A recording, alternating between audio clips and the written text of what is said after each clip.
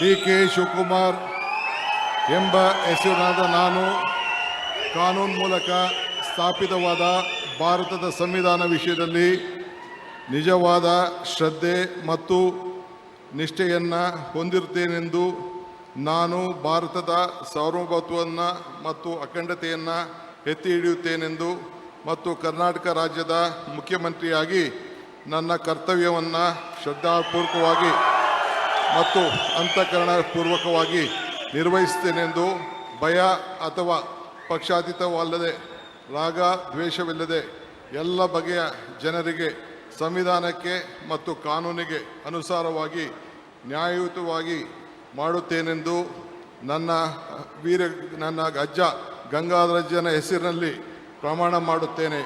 ಶ್ರದ್ಧಾಪೂರ್ವಕವಾಗಿ ಪ್ರತಿಜ್ಞೆಯನ್ನು ಮಾಡುತ್ತೇನೆ. ಮಾನ್ಯ ಮುಖ್ಯಮಂತ್ರಿಗಳು ಈಗ ಪ್ರಮಾಣ ವಚನಕ್ಕೆ ಸಹಿ ಮಾಡಲಿದ್ದಾರೆ.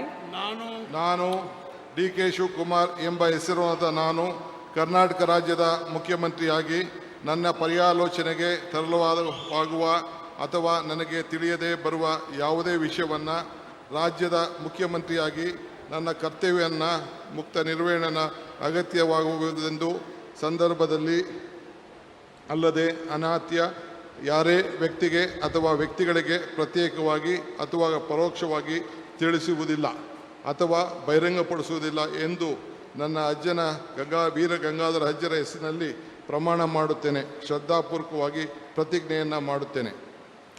ಧನ್ಯವಾದಗಳು ಸರ್.